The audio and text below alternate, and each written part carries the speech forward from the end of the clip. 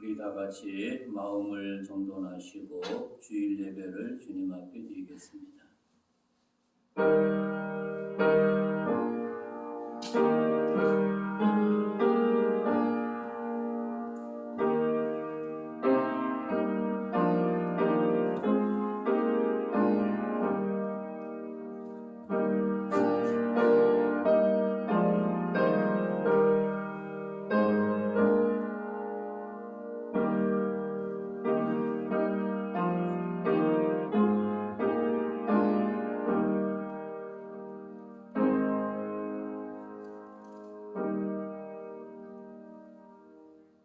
내가 사망의 음침한 골짜기로 다닐지라도 해를 두려워하지 않은 것은 주께서 나와 함께 하심이라. 주의 지팡이와 막대기가 나를 안위하시나이다. 주께서 내 원수의 목전에서 내게 상을 차려주시고 기름을 내 머리에 부으셨으니 내 잔이 넘치나이다. 내 평생의 선하심과 인자하심이 반드시 나를 따르리니 내가 여호와의 집에 영원히 살리로다. 아멘.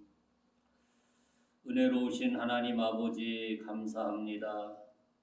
연약한 저희들 사랑해 주시고 오늘도 거룩한 성일 주님 앞에 나와 예배로 또 가정에서 영상 예배로 드릴 수 있도록 은혜 주신 것을 생각할 때 감사와 찬송과 영광 돌립니다. 귀한 예배 기쁘게 흡양해 주시고 주님 홀로 영광 받아 주옵소서. 예수님 이름으로 기도하옵나이다. 아멘. 찬송가 35장.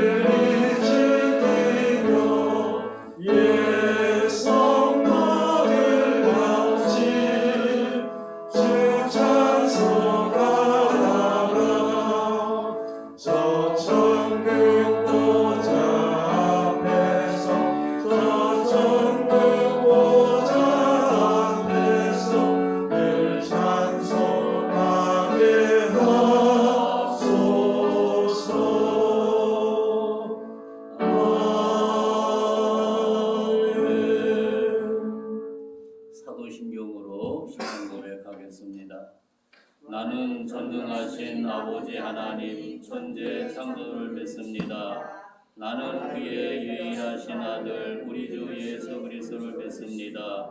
그는 성령으로 잉태되어 동정녀 마리아에서 나시고 본디오 빌라도에게 고난을 받아 십자가에 박혀 죽으시고 장사된 지 사흘 만에 죽은 자 가운데서 다시 살아나셨으며 하늘에 오르시어 전능하신 아버지 하나님 우편에 계시다가 거기로부터 살아있는 자와 죽은 자를 심판하러 오십니다. 나는 성령을 믿으며 거룩한 공교회와 성도의 교제와 죄로 용서받는 것과 몸의 부활과 영생을 믿습니다. 아멘. 예배를 위해서 송인창 집사님 기도하겠습니다.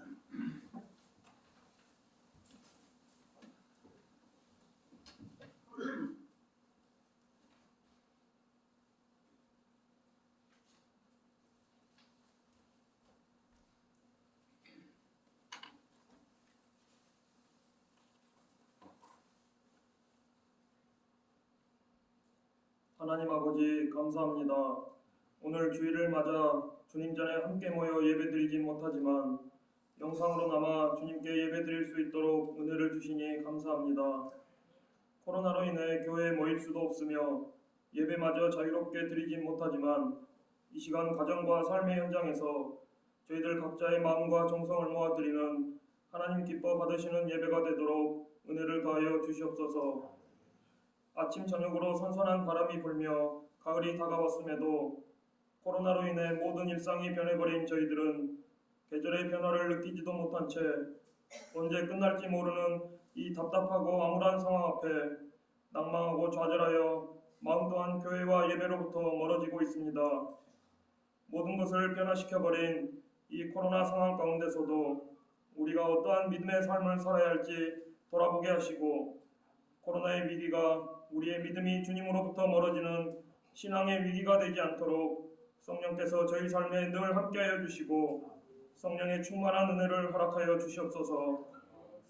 현재의 고난은 장차 우리에게 나타날 영광과 비교할 수 없다는 말씀대로 현재의 고난이 끝날 듯 하지 않아 힘들지라도 고난의 끝에는 이 고난보다 더 큰 영광이 기다리고 있음을 저희들이 깨닫고 일상에서도 믿음으로 정진할 수 있도록 도와주시고 교회 또한 예전과 같이 함께 모여 예배드릴 수 없는 참으로 어려운 시간을 보내고 있는 이 시기에 교회를 통한 집단 감염에 대한 세상의 우려와 무지와 자만에 빠진 한국 교회라는 비난 속에 겸손하고 책임있는 모습으로 위기를 극복하는 데 함께 동참하여 이 위기를 잘 극복할 수 있도록 도와주시고 코로나가 종식되고 다시금 예배가 회복되어 한국 교회에 새로운 부흥의 역사가 임하도록 주님의 크신 은혜와 자비를 허락하여 주시옵소서. 코로나로 인해 경제적 어려움을 겪는 소상공인들과 자영업자들에게 다시 일어설 수 있는 회복의 은혜와 장기간의 치료와 방역을 감당하며 지쳐가는 의료진과 정부 관계자들에게도 주어진 책임을 끝까지 감당할 수 있도록 능력을 다해 주시고 유치원에서부터 대학에 이르기까지 원격 수업과 선별 등교로 인해 더딘 학사 일정 외에도 함께하여 주셔서 공교육이 정상화되게 하여 주시고 여러 어려움으로 삶이 힘든 가운데 희망을 잃고 낙심한 이들이 많은 우리 사회에 은혜와 긍휼로써 그 눈물을 닦아주시고 그들이 다시 일어설 수 있도록 세임을 주셔서 하나님만을 바라보고 의지함으로 어떠한 상황 가운데서도 하나님의 권위에 순종하는 이 나라 이 백성이 되게 하여 주시옵소서. 오늘도 영상으로 말씀을 전하며 주님의 제단을 지키는 이세용 목사님을 성령께서 지혜와 권능으로 붙들어 주시고 특별히 코로나 사태의 장기화로 인해 어려움을 겪는 미자립 한국 교회들을 긍휼히 여기시고 환난 가운데 교회가 어려움 당하지 않도록 지켜주시옵소서. 감염병의 확산과 감염의 불안으로부터 온 나라가 어렵고 힘든 가운데 저희들 모두가 이 위기를 믿음으로 잘 이겨내고 진정한 예배자의 모습으로 주님 전에 다시 모여 예배 드릴 수 있도록 이 땅을 회복시켜 주시기를 간절히 구하며 예수님의 이름으로 기도드리옵나이다. 아멘.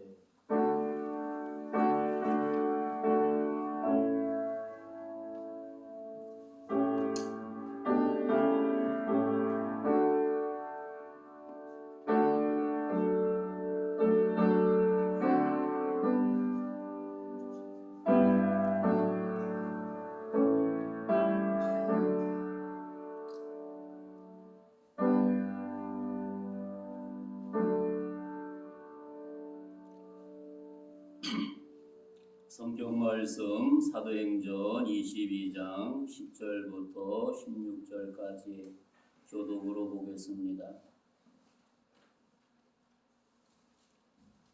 내가 이르되 주님 무엇을 하리이까? 주께서 이르시되 일어나 다메섹으로 들어가라. 네가 해야 할 모든 것을 거기서 누가 이르리라 하시거늘 나는 그 빛의 광채로 말미암아 볼 수 없게 되었으므로 나와 함께 있는 사람들의 손에 끌려 다메섹에 들어가노라. 율법에 따라 경건한 사람으로 거기 사는 모든 유대인들에게 칭찬 듣는 아나니아라 하는 이가 내게 와 곁에 서서 말하되 형제 사람아 다시 보라 하거늘 즉시 그를 쳐다보았노라. 그가 또 이르되 우리 조상들의 하나님이 너를 택하여 너로 하여금 자기 뜻을 알게 하시며 그 의인을 보게 하시고 그 입에서 나오는 음성을 듣게 하셨으니 내가 그를 위하여 모든 사람 앞에서 내가 보고 들은 것의 증인이 되리라. 같이 봅니다. 16절 이제는 왜 주저하느냐 일어나 주의 이름을 불러 세례를 받고 너의 죄를 씻으라 하더라. 아멘. 10절 말씀에 보면 주님 무엇을 하리이까? 주님 무엇을 하리이까? 지난 주일에 이어서 말씀을 이어가고자 합니다.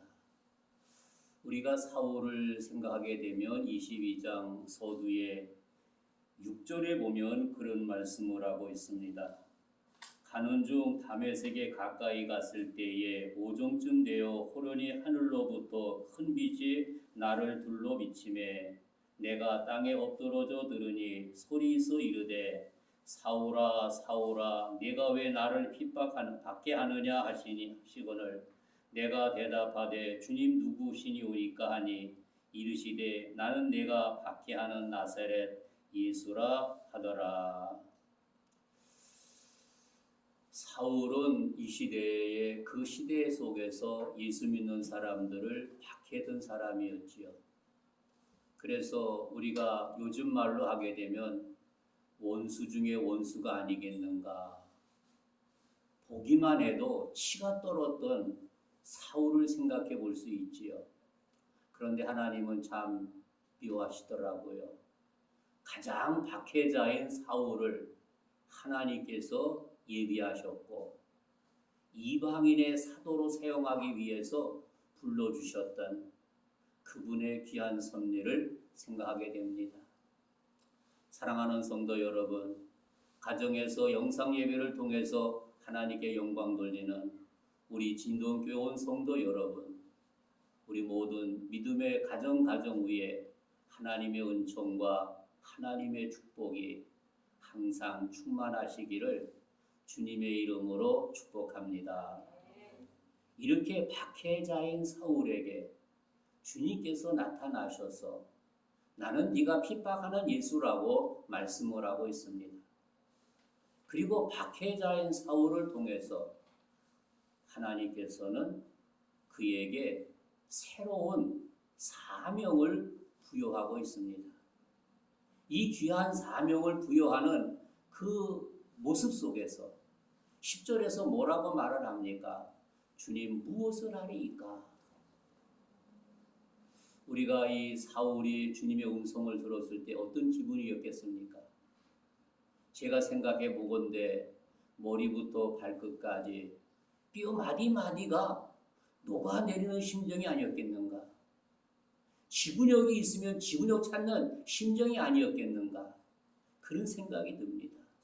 왜냐하면 못된 짓만 골라 했는데 그분이 나타나서 나는 네가 핍박하는 예수라고 했을 때 온몸의 소름과 온 뼈 마디마디가 녹아내리는 그의 모습을 생각해 볼 수가 있겠지요. 우리가 그런 생각을 하게 됩니다. 가장 무서운 호랑이 선생님을 한번 생각해 보세요. 그런 생각지도 않고 길을 걸어가는데 그분이 그 앞에 나타난 거예요. 여러분 생각 어떻게 하겠습니까? 소름 끼치고 무섭고 두려움이 떨리지 않겠습니까? 저는 그런 경험을 한 적이 한 번 있습니다. 고등학교 1학년 때인데 이호남이라고 하는 친구랑 그날따라서 수업이 오전만 하고 일찍 끝났어요. 그 친구가 집이 한남동에 집이었는데 나보고 하는 말이 야 오늘 일찍 끝났는데 영화 보러 가자 그래. 안 돼 그랬더니 괜찮아 그러더라고요. 그 호남이랑 친구랑 같이 영화를 보러 간 거예요. 그 영화를 재미나게 보고 나오는데 우리 학교에서 가장 무서운 호랑이 선생님이 극장 문 앞에서 지키고 있는 거예요. 그 심정이 어떻게 하겠습니까? 마음이 콩당콩당 뛰고 있었습니다. 그런데 어느 학생이 우리 학교 학생 아니고 다른 학생이 나가다가 호랑이에 붙잡힌 거예요. 그 틈 사이를 노려가지고 가방을 옆에 끼고 나 살려라고 하고 도망갔던 그 모습이 문득 생각나게 됩니다. 왜 그렇겠습니까? 호랑이 선생님 앞에 잡히게 되면 정황 맞을 수 있고 잘못 태학까지 갈 수 있는 그 시대라고 하는 사실입니다. 사랑하는 성도 여러분, 그런데 이 사울이 예수님께서 나는 네가 예수라고 했을 때 그 모습이 어떠했겠습니까? 그래서 이 사울의 모습을 생각해 보면서 68년도 고등학교 1학년 때 그 모습이 문득 생각나게 됩니다. 사랑하는 성도 여러분, 그런데 사울은 주님 무엇을 하리이까? 무엇을 하리이까라고 고백을 하고 있습니다. 지난날 과거의 부정적인 가정법으로 자신의 무지와 불신을 인식하고 있는 귀한 모습을 이 가운데에서 발견할 수가 있습니다. 사랑하는 성도 여러분, 우리가 이 시간 주님 앞에 우리의 모습을 한번 비춰보시기 바랍니다. 내 모습이 어떠했는지를 한번 생각해 보시기 바랍니다. 주님이 우리 한 사람 한 사람을 향해서 너는 무엇을 하겠느냐? 이렇게 주님이 우리의 이름을 부르신다고 한다면, 다시 말하면 세용하라고 주님이 내 이름 부르신다고 한다면 나는 무엇라고 말할 수 있겠는가? 그분 앞에 겸손히 나가서 주님 말씀하옵소서라고 고백할 수 있겠는가? 떨리는 마음으로 그분 앞에 나가서 주님 말씀하옵소서라고 고백할 수 있겠는가를 생각해 볼 수 있겠지요. 이때 주님은 뭐라고 말합니까? 너는 다메섹으로 가라고 말씀을 합니다. 일어나 다메섹으로 가라고 하는 겁니다. 이 다메섹을 생각해 보면 어떤 생각이 나겠습니까? 거기는 경건한 아나니아가 있었다는 사실입니다. 그리고 우리가 마가복음 2장에 보면 오랜 세월 동안 중풍병으로 고생했던 환자 한 사람을 생각해 볼 수 있습니다. 그는 자기 스스로 걸을 수도 없었습니다. 그래서 내 친구에 의해서 들것에 의해서 예수님 앞에 나가게 되었던 사건을 생각하게 됐지요. 그런데 막상 예수님 앞에 나갔더니 얼마나 많은 사람이 왔는지 들어갈 틈이 보이지 않았다고 하는 사실입니다. 그들은 거기서 좌절하고 낙심한 것이 아니라 그들은 힘을 모아서 주님 앞에 나갈 수 있는 방법을 캐내고 있었다고 하는 사실입니다. 사방팔방을 봤는데 사람들이 많아서 뚫고 갈 수 없었다고 하는 겁니다. 그런데 지붕을 보니까 지붕에는 아무도 없었다고 하는 사실입니다. 이들이 환자를 지붕으로 올리고 군욕을 뚫고 주님 앞에 내려놓는 아름다운 모습을 생각해 볼 수 있지요. 우리가 세상을 살아가는 가운데 이런 많은 문제가 우리 앞에 도사리고 있다는 사실입니다. 그러나 그 문제 앞에 좌절하고 낙심할 것이 아니라 믿음으로 과감하게 순종하고 나갈 수 있는 우리 믿음의 사람들, 주님께서 원하시는 믿음을 간직할 수 있는 복된 은혜가 있기를 주님의 이름으로 축복합니다. 그때 주님께서 말씀하시기를 너는 일어나 걸으라고 말씀하셨습니다. 포기하지 않고 믿음을 가지고 나갔던 중풍병자에게 지난날 모든 병마를 떨어버리고 그 앞에서 일어나 걷는 아름다운 모습을 생각하게 됩니다.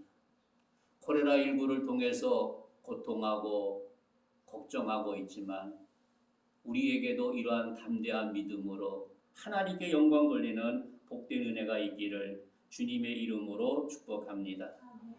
그래서 우리는 이 시대 속에서 내가 할 것은 주님을 위해서 무엇을 준비할 수 있겠는가? 각자 내가 있는 위치에서 그분을 위해서 무언가 준비한다고 하는 사실입니다. 왜 준비해야 되겠습니까? 그분은 준비한 사람을 통해서 사용하신다고 하는 사실입니다. 다시 말한다면 사울이 주님을 위해서 박해자였지만 우리 주님은 그를 지켜보고 계셨다고 하는 사실입니다. 사울이 당한 일은 너무나 갑작스러운 일이었습니다. 그는 회심을 계획도 없었습니다. 그런데 본문에 보면 다메섹에 가면 정한 바라는 말씀을 생각하게 됩니다. 이처럼 하나님께서 일을 일단 시작시켜 놓고 후에 일을 이끌어 가시는 그분의 섭리를 여기서 발견하게 됩니다. 다시 말한다면 하나님은 준비한 사람을 통해서 역사하신다고 하는 사실입니다. 다시 말하면 코로나19가 잘 해결하고 평상시가 돌아왔을 때 믿음으로 잘 준비한 사람을 통해서 우리 하나님께서는 더 크게 역사하신다고 하는 겁니다. 그러나 우리가 이 시기에 부정과 좌절과 낙심 속에서 한탄하고 누구를 탓할 때에 그런 좋은 기회가 왔을 때 그 기회를 붙잡지 못한다는 사실을 깨닫게 하고 있는 것이 아니겠습니까? 사랑하는 성도 여러분, 이러한 연단의 과정을 통해서 믿음으로 지혜롭게 준비할 수 있는 믿음의 성도들이 되어지기를 주님의 이름으로 축복합니다. 창세기 22장에 보면 하나님께서 아브라함에게 뭐라고 말을 합니까? 너는 사랑하는 아들을 번제로 나에게 드리라고 말씀을 하고 있습니다. 기가 막힌 일이 아니겠습니까? 아들을 번제로 드리라고 하는 겁니다. 각을 떠서 죽여서 태워서 드리라고 하는 겁니다. 아브라함은 어떻게 했습니까?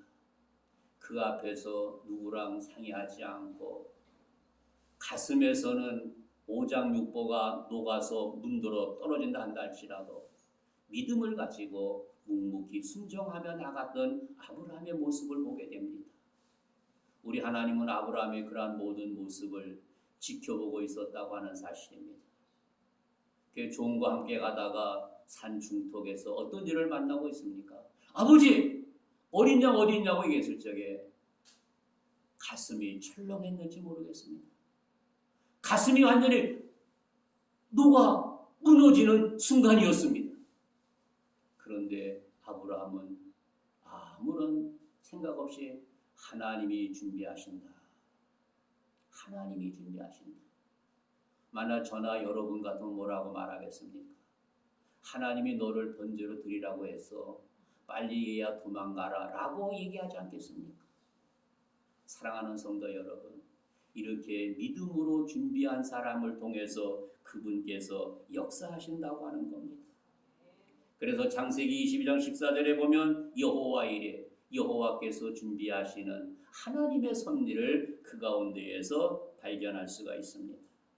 사랑하는 성도 여러분, 우리가 이 코로나19를 보내면서 각자 있는 위치에서 믿음으로 아름답게 준비되어 있는 믿음의 성도가 되어지기를 바랍니다.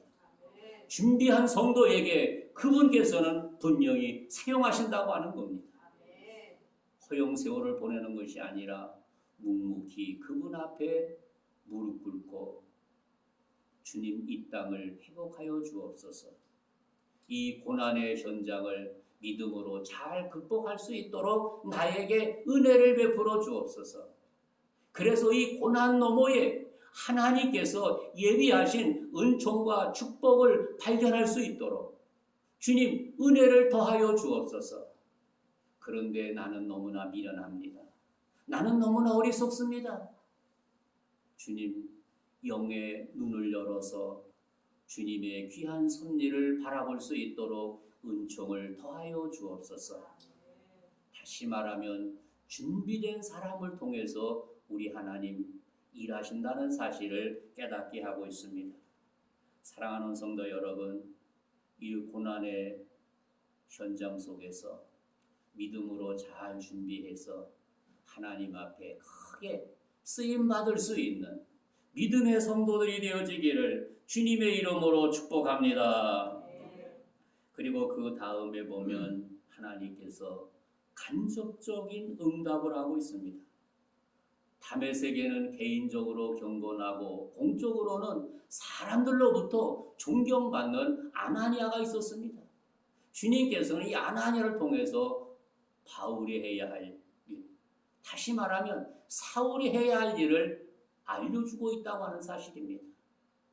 이렇게 준비되었을 때 그분께서 해야 할 일을 알려준다고 하는 사실입니다. 그런데 오늘 본문에서는 뭐라고 말을 합니까? 다시 보라고 말씀하고 있습니다.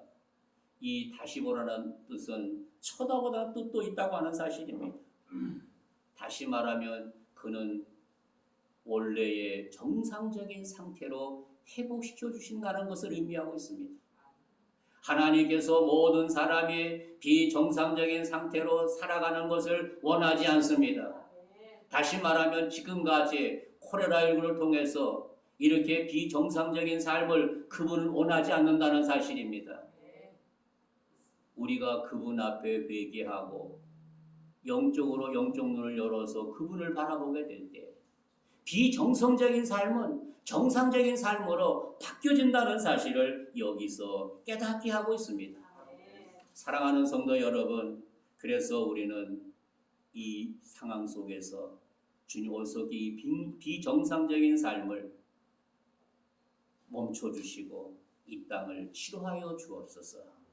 주님 이 땅에 긍휼을 베풀어 주옵소서라고 기도하면서 영안의 눈이 활짝 열릴 수 있는 믿음의 성도들이 되어지기를 주님의 이름으로 축복합니다. 여기서 주님께서 뭐라고 말합니까? 증인이 되라고 15절에 말씀하고 있습니다.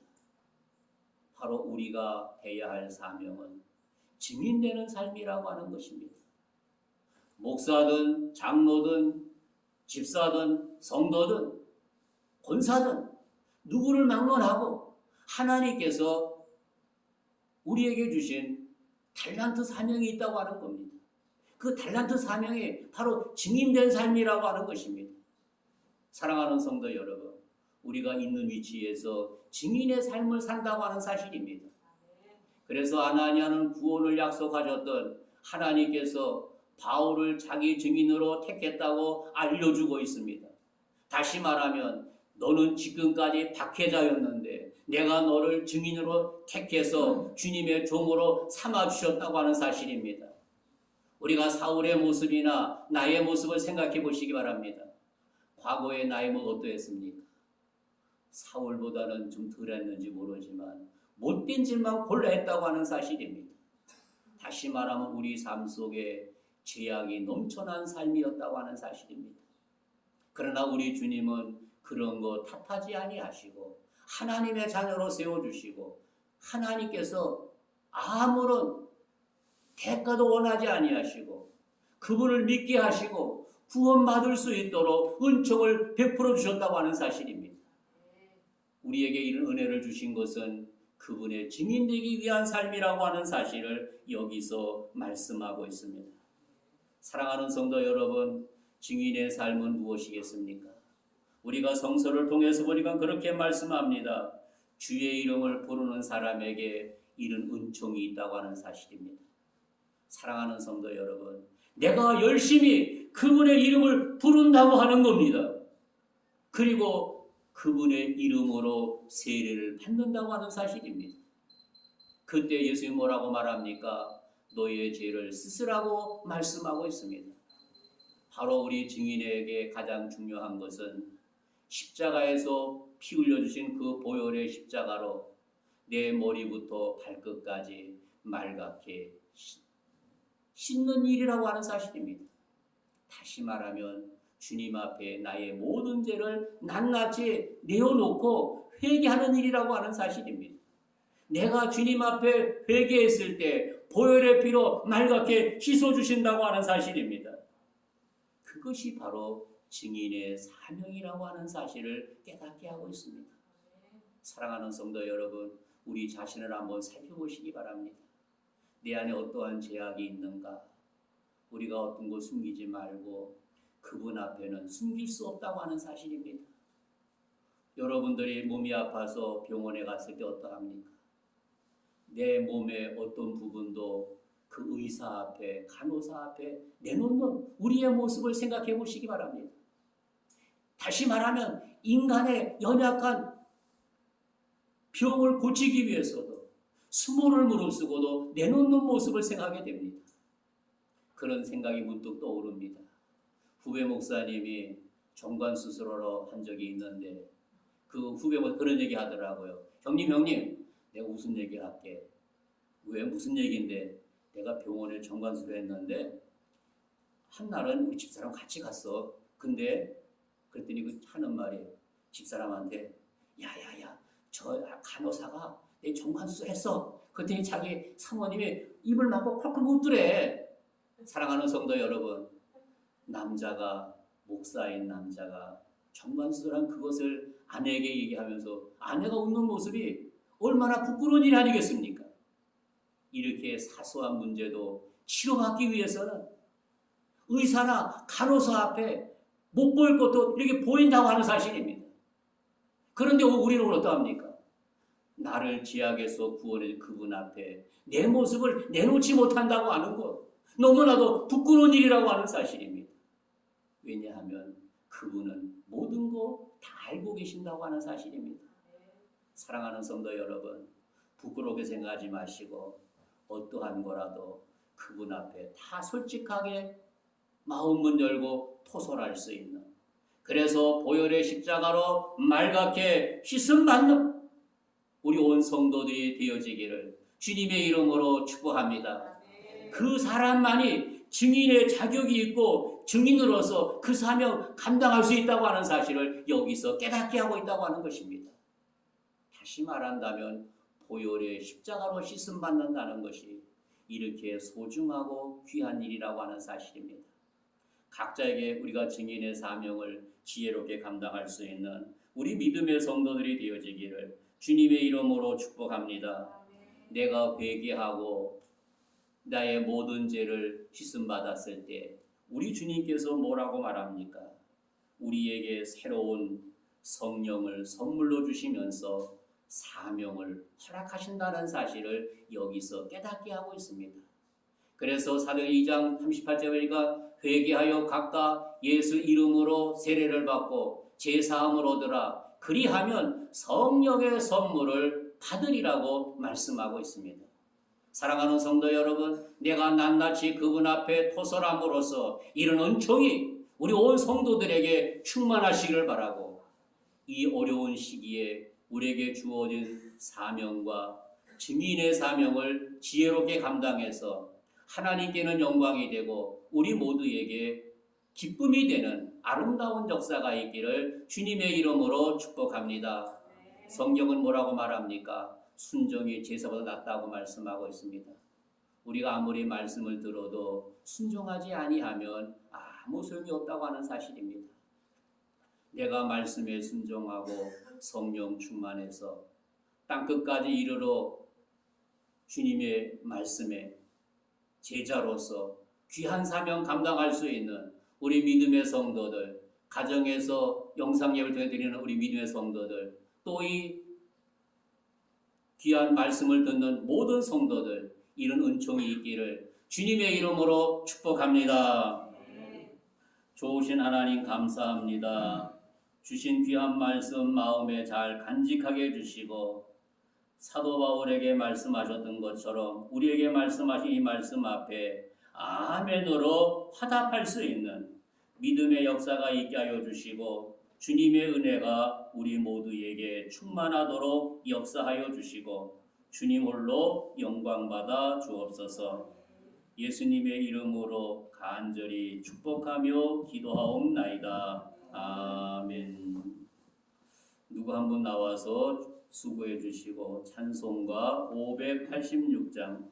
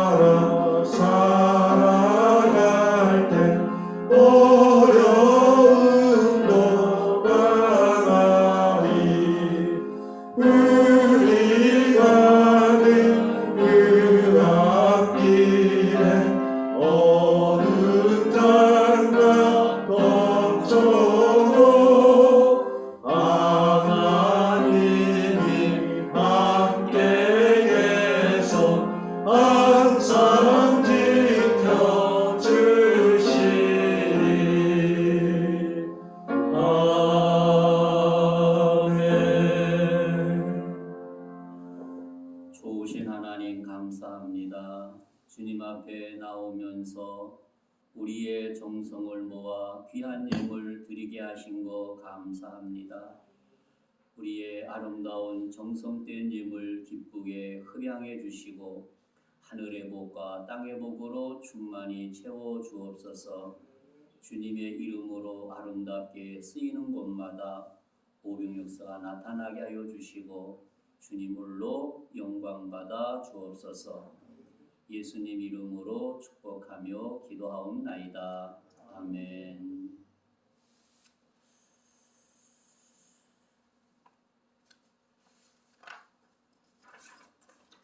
광고는 주보 뒷면을 참고해 주시기 바랍니다. 우리가 지금 이 비대면 예배가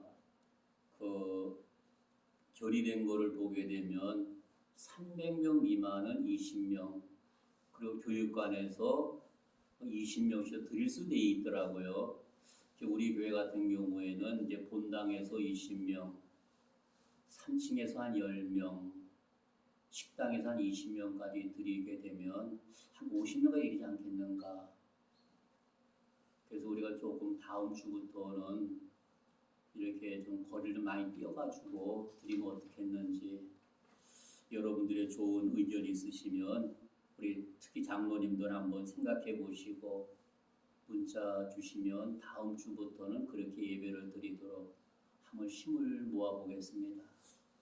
다른 광고는 주보 뒷면을 참고해 주시고 특별히 환자분들을 위해서 많이 기도해 주시기 바랍니다.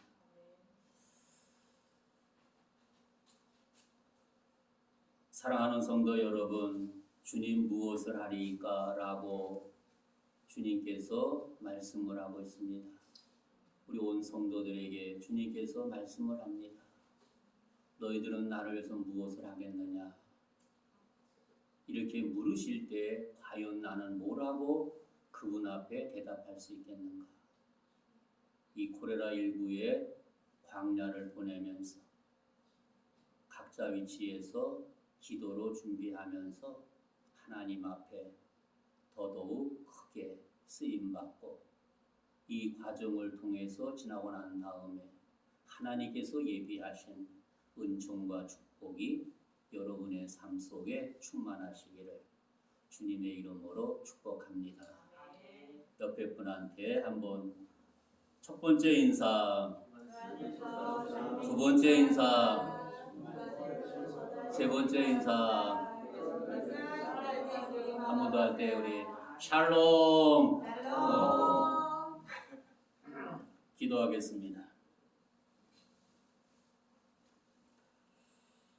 지금은 교회의 머리가 되신 우리 구주 예수의 은혜와 하나님 아버지의 지극하신 사랑과 성령님의 교통하심이 귀한 예배에 참여한 사랑하는 자녀들, 또 가정에서 영상을 통하여 드려지는 귀한 심령들 머리 위에, 해외 나가 있는 자녀들, 군복무하는 자녀들, 우리의 조국 대한민국 위에 이제로부터 영원토록 항상 함께 하시기를 간절히 축원하옵나이다. 아멘.